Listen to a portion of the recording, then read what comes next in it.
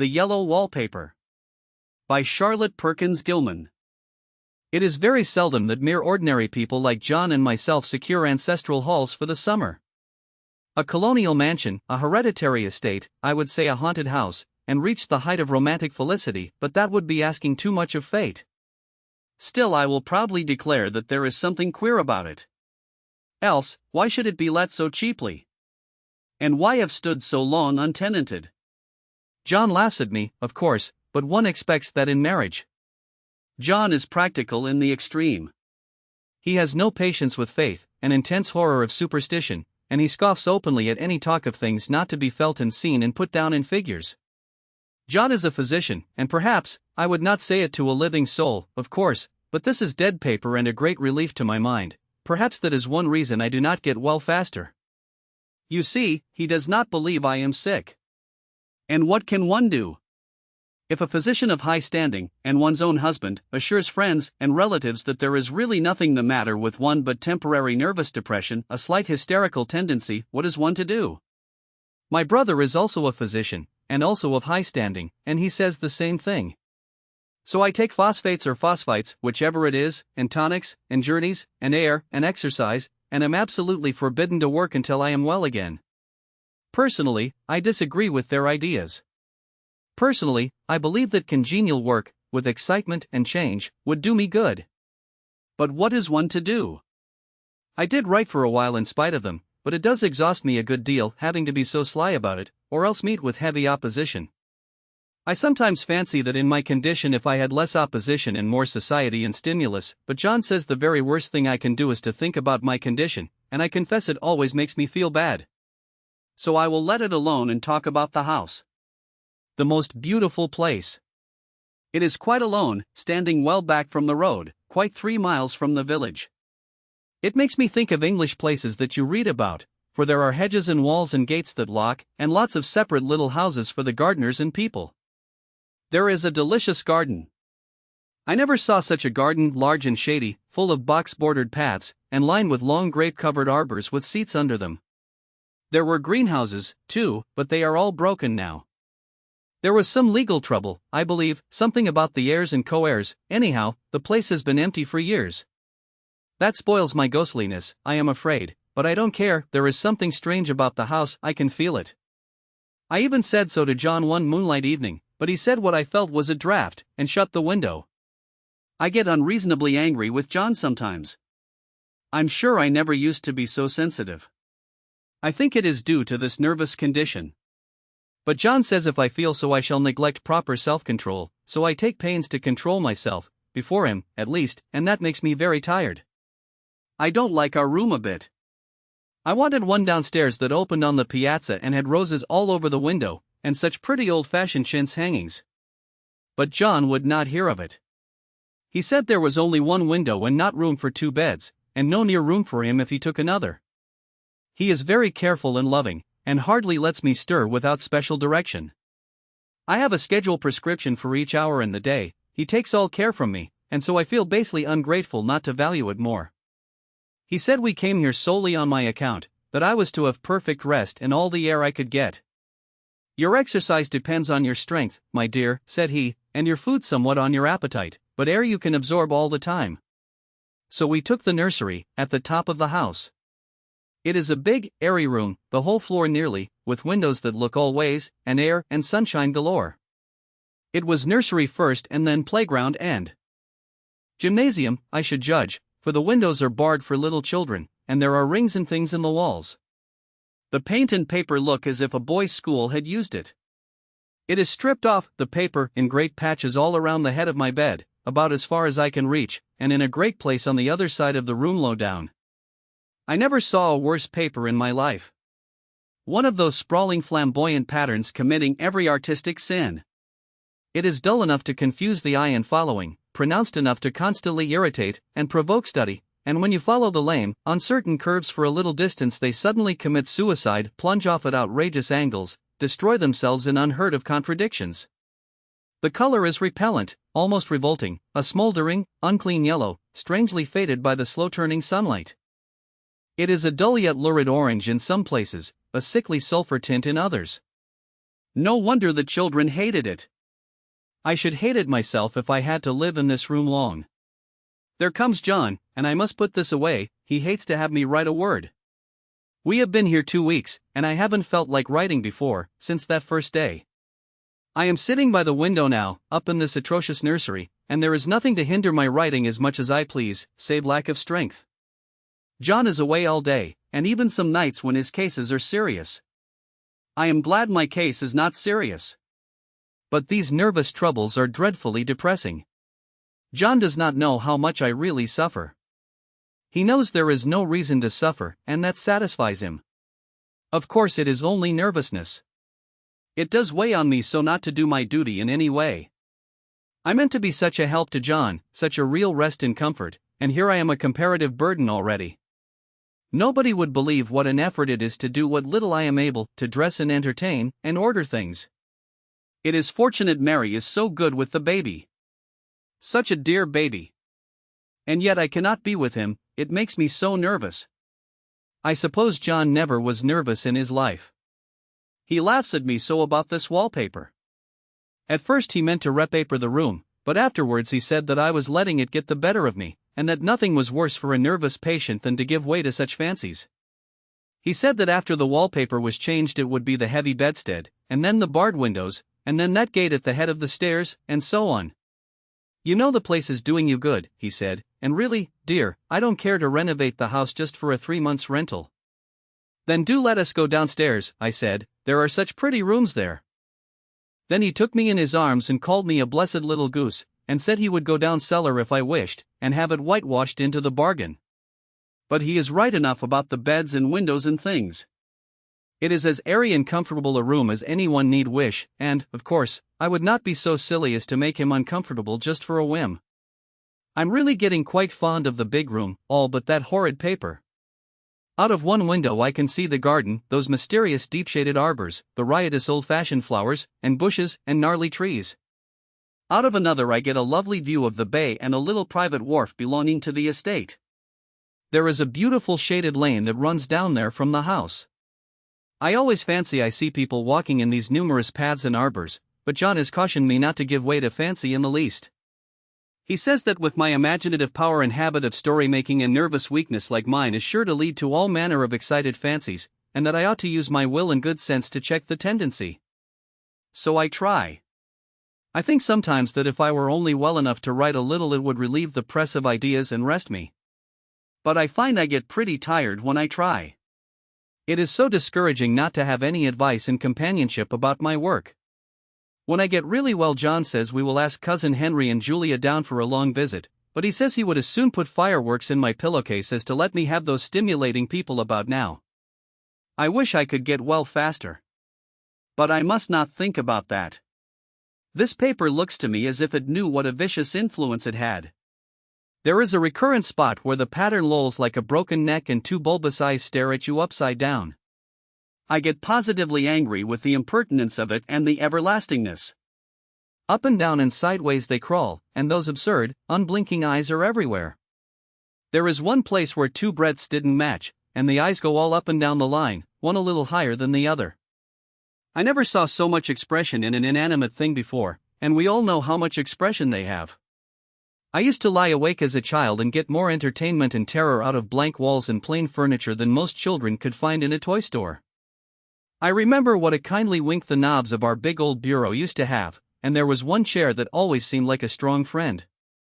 I used to feel that if any of the other things looked too fierce I could always hop into that chair and be safe. The furniture in this room is no worse than inharmonious, however, for we had to bring it all from downstairs. I suppose when this was used as a playroom they had to take the nursery things out, and no wonder. I never saw such ravages as the children have made here. The wallpaper, as I said before, is torn off in spots, and it sticketh closer than a brother. They must have had perseverance as well as hatred.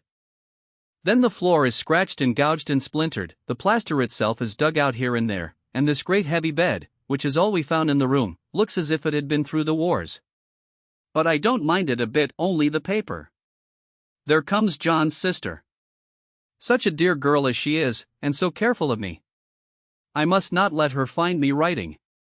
she is a perfect and enthusiastic housekeeper, and hopes for no better profession. I verily believe she thinks it is the writing which made me sick. But I can write when she is out, and see her a long way off from these windows. There is one that commands the road, a lovely, shaded, winding road, and one that just looks off over the country. A lovely country, too, full of great elms and velvet meadows. This wallpaper has a kind of sub-pattern in a different shade, a particularly irritating one, for you can only see it in certain lights, and not clearly then.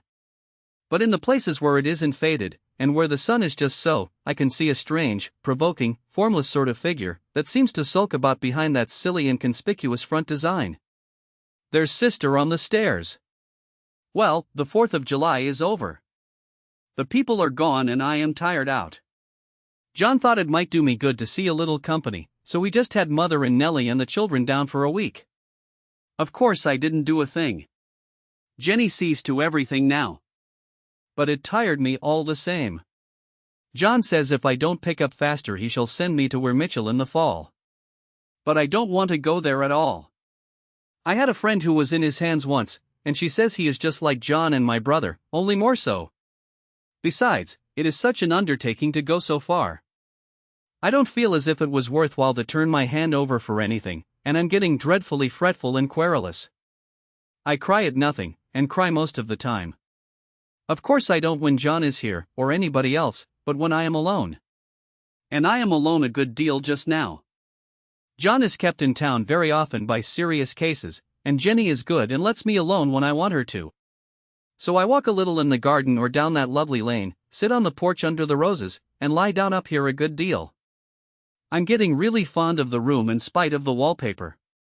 Perhaps because of the wallpaper. It dwells in my mind so.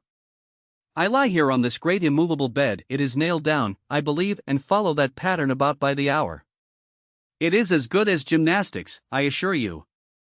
I start, we'll say, at the bottom, down in the corner over there where it has not been touched, and I determine for the 1000th time that I will follow that pointless pattern to some sort of a conclusion. I know a little of the principle of design, and I know this thing was not arranged on any laws of radiation, or alternation, or repetition, or symmetry, or anything else that I ever heard of. It is repeated, of course, by the breadths, but not otherwise. Looked at in one way each breadth stands alone, the bloated curves and flourishes, a kind of debased Romanesque with delirium tremens, go waddling up and down in isolated columns of fatuity. But, on the other hand, they connect diagonally, and the sprawling outlines run off in great slanting waves of optic horror, like a lot of wallowing seaweeds in full chase. The whole thing goes horizontally, too, at least it seems so, and I exhaust myself in trying to distinguish the order of its going in that direction. They have used a horizontal breadth for a frieze, and that adds wonderfully to the confusion. There is one end of the room where it is almost intact, and there, when the crosslights fade and the low sun shines directly upon it, I can almost fancy radiation after all. The interminable grotesques seem to form around a common center and rush off in headlong plunges of equal distraction. It makes me tired to follow it. I will take a nap, I guess.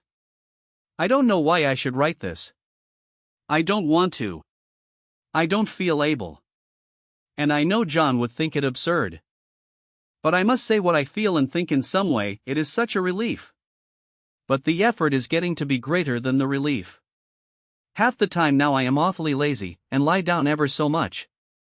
John says I mustn't lose my strength, and has me take cod liver oil and lots of tonics and things, to say nothing of ale and wine and rare meat. Dear John. He loves me very dearly, and hates to have me sick. I tried to have a real earnest reasonable talk with him the other day, and tell him how I wish he would let me go and make a visit to Cousin Henry and Julia.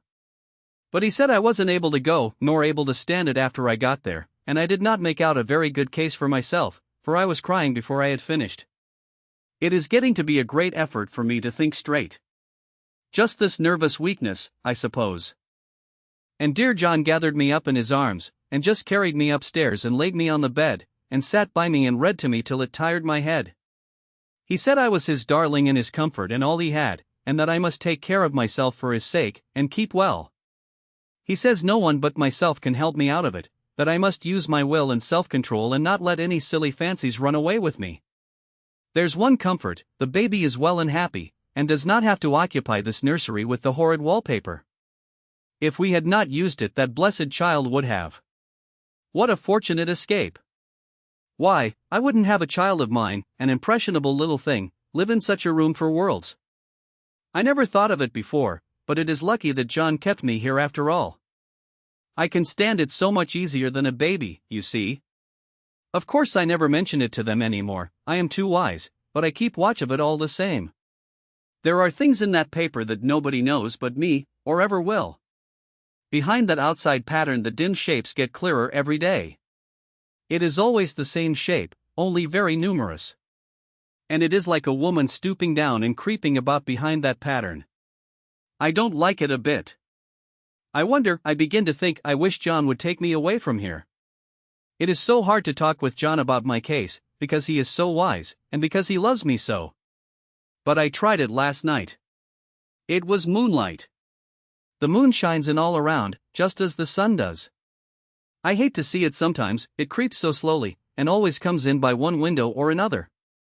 John was asleep and I hated to waken him, so I kept still and watched the moonlight on that undulating wallpaper till I felt creepy. The faint figure behind seemed to shake the pattern, just as if she wanted to get out. I got up softly and went to feel and see if the paper did move, and when I came back John was awake. "What is it, little girl?" he said. "Don't go walking about like that, you'll get cold." I thought it was a good time to talk, so I told him that I really was not gaining here, and that I wished he would take me away. "Why, darling," said he, "our lease will be up in 3 weeks, and I can't see how to leave before. The repairs are not done at home, and I cannot possibly leave town just now. Of course if you were in any danger I could and would, but you really are better, dear, whether you can see it or not. I am a doctor, dear, and I know.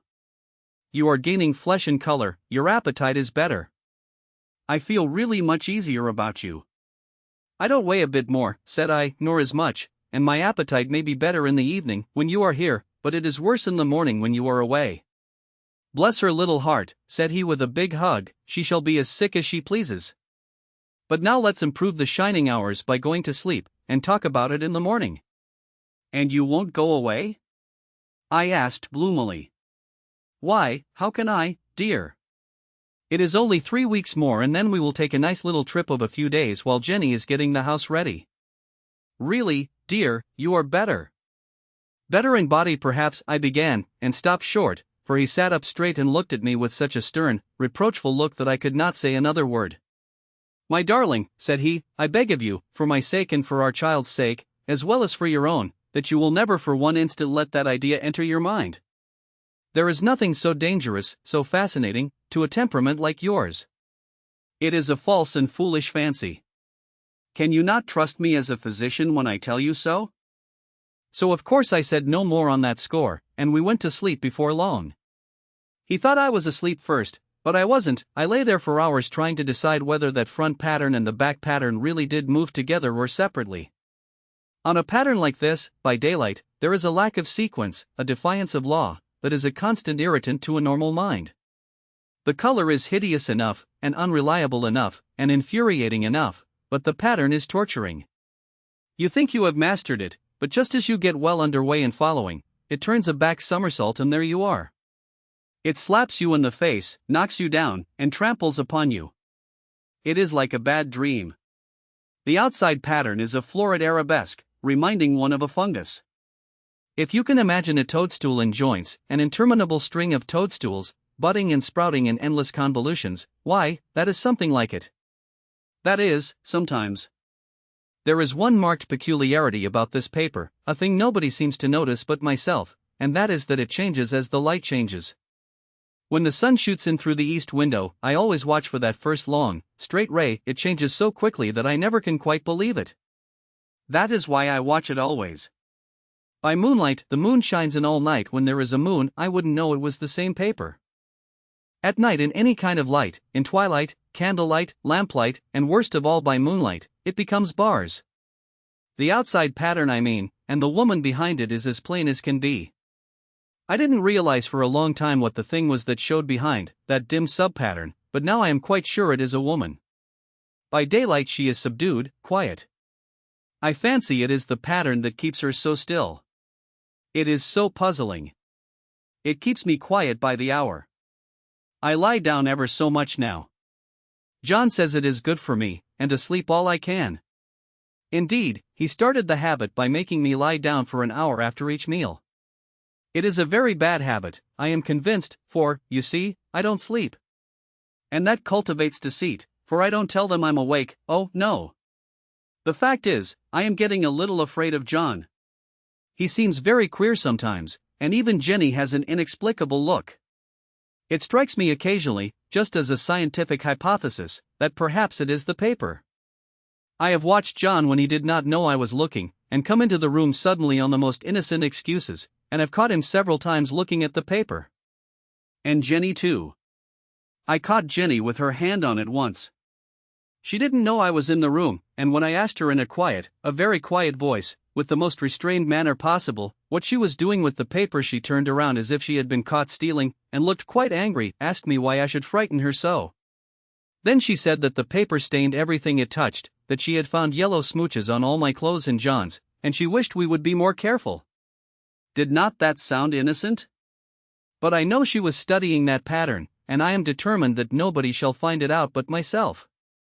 Life is very much more exciting now than it used to be. You see, I have something more to expect, to look forward to watch. I really do eat better, and am more quiet than I was. John is so pleased to see me improve. He laughed a little the other day, and said I seemed to be flourishing in spite of my wallpaper. I turned it off with a laugh. I had no intention of telling him it was because of the wallpaper. He would make fun of me. He might even want to take me away. I don't want to leave now until I have found it out. There is a week more, and I think that will be enough. I'm feeling ever so much better. I don't sleep much at night, for it is so interesting to watch developments, but I sleep a good deal in the daytime. In the daytime it is tiresome and perplexing. There are always new shoots on the fungus, and new shades of yellow all over it. I cannot keep count of them, though I have tried conscientiously. It is the strangest yellow, that wallpaper. It makes me think of all the yellow things I ever saw, not beautiful ones like buttercups, but old foul, bad yellow things. But there is something else about that paper, the smell. I noticed it the moment we came into the room, but with so much air and sun it was not bad. Now we have had a week of fog and rain, and whether the windows are open or not, the smell is here. It creeps all over the house. I find it hovering in the dining room, skulking in the parlor, hiding in the hall, lying in wait for me on the stairs. It gets into my hair. Even when I go to ride, if I turn my head suddenly and surprise it, there is that smell. Such a peculiar odor, too. I have spent hours in trying to analyze it, to find what it smelled like. It is not bad at first, and very gentle, but quite the subtlest, most enduring odor I ever met. In this damp weather it is awful. I wake up in the night and find it hanging over me. It used to disturb me at first. I thought seriously of burning the house to reach the smell. But now I am used to it. The only thing I can think of that it is like is the color of the paper. A yellow smell. There is a very funny mark on this wall, low down, near the mopboard. A streak that runs round the room. It goes behind every piece of furniture, except the bed, along, straight. Even smooch, as if it had been rubbed over and over. I wonder how it was done and who did it, and what they did it for. Round and round and round, round and round and round, it makes me dizzy. I really have discovered something at last. Through watching so much at night, when it changes so, I have finally found out. The front pattern does move, and no wonder. The woman behind shakes it. Sometimes I think there are a great many women behind, and sometimes only one, and she crawls around fast, and her crawling shakes it all over. Then in the very bright spots she keeps still, and in the very shady spots she just takes hold of the bars and shakes them hard. And she is all the time trying to climb through. But nobody could climb through that pattern, it strangles so. I think that is why it has so many heads. They get through, and then the pattern strangles them off and turns them upside down, and makes their eyes white. If those heads were covered or taken off it would not be half so bad. I think that woman gets out in the daytime. And I'll tell you why, privately, I've seen her. I can see her out of every one of my windows. It is the same woman, I know, for she is always creeping, and most women do not creep by daylight. I see her on that long shaded lane, creeping up and down. I see her in those dark grape arbors, creeping all around the garden. I see her on that long road under the trees, creeping along, and when a carriage comes she hides under the blackberry vines. I don't blame her a bit. It must be very humiliating to be caught creeping by daylight. I always lock the door when I creep by daylight. I can't do it at night, for I know John would suspect something at once. And John is so queer now, that I don't want to irritate him. I wish he would take another room. Besides, I don't want anybody to get that woman out at night but myself. I often wonder if I could see her out of all the windows at once. But, turn as fast as I can only see out of one at one time. And though I always see her, she may be able to creep faster than I can turn. I have watched her sometimes away off in the open country, creeping as fast as a cloud shadow in a high wind. If only that top pattern could be gotten off from the under one. I mean to try it, little by little. I have found out another funny thing, but I shan't tell it this time. It does not do to trust people too much. There are only 2 more days to get this paper off, and I believe John is beginning to notice. I don't like the look in his eyes. And I heard him ask Jenny a lot of professional questions about me. She had a very good report to give. She said I slept a good deal in the daytime. John knows I don't sleep very well at night, for all I'm so quiet. He asked me all sorts of questions, too, and pretended to be very loving and kind. As if I couldn't see through him. Still, I don't wonder he acts so, sleeping under this paper for 3 months. It only interests me, but I feel sure John and Jenny are secretly affected by it. Hurrah! This is the last day, but it is enough. John is to stay in town overnight, and won't be out until this evening. Jenny wanted to sleep with me, the sly thing. But I told her I should undoubtedly rest better for a night all alone. That was clever, for really I wasn't alone a bit. As soon as it was moonlight, and that poor thing began to crawl and shake the pattern, I got up and ran to help her. I pulled and she shook, I shook and she pulled, and before morning we had peeled off yards of that paper. A strip about as high as my head in half around the room. And then when the sun came and that awful pattern began to laugh at me, I declared I would finish it today. We go away tomorrow, and they are moving all my furniture down again to leave things as they were before. Jenny looked at the wall in amazement, but I told her merrily that I did it out of pure spite at the vicious thing. She laughed and said she wouldn't mind doing it herself, but I must not get tired. How she betrayed herself that time. But I am here, and no person touches this paper but me, not alive. She tried to get me out of the room, it was too patent. But I said it was so quiet and empty and clean now that I believed I would lie down again and sleep all I could, and not to wake me even for dinner, I would call when I woke. So now she is gone, and the servants are gone, and the things are gone, and there is nothing left but that great bedstead nailed down, with the canvas mattress we found on it. We shall sleep downstairs tonight, and take the boat home tomorrow. I quite enjoy the room, now it is bare again. How those children did tear about here. This bedstead is fairly gnawed. But I must get to work. I have locked the door and thrown the key down into the front path. I don't want to go out, and I don't want to have anybody come in till John comes. I want to astonish him.